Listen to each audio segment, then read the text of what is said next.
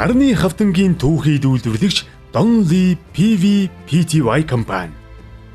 Өнөөдөр сэргээгдэх эрчим хүч гэдэг ойлголт цаашид 100 жилээр хүн төрлөختөн очсоор байхад нөлөөлөх хамгийн том хүчин зүйл болоод байна.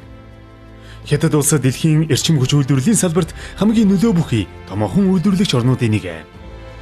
Түүнээс гадна нарны зайн хураагуур хавтан үйлдвэрлэлээр дэлхийд тэргүүлдэг шилдэг 10 компани 6 нь Хятад улсад байдаг. Үүнийг дагаад нарны хавтан болоод түүнийг бүтээхэд шаардлагатай түүхийдийн үйлдвэрлэлж Хятадын аж үйлдвэрт жинтэй байр эзлэх болжээ.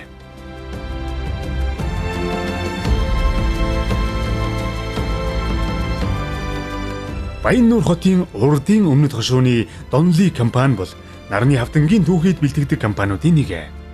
Энэ компанид нарны хавтан бүтээх гол түүхийд цахиурын агуулгатай бодисыг үйлдвэрлэж зөвхөн дотоодын зах зээлд буюу Хятадын өмнөд хойд хэсгийн мужуудад борлуулдаг байна.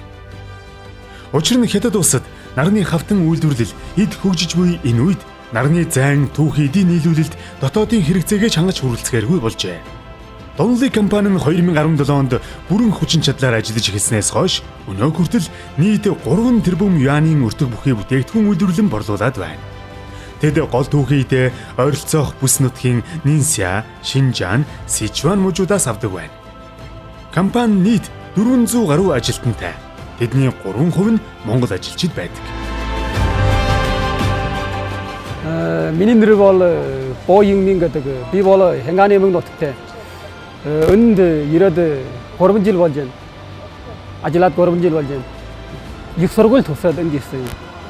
Хийдэг ажил бол манай нэг бүлэг бол бүр энэ олон талт чухрын хамаг сүүлчин бүтэлийн хамаарч байгаа.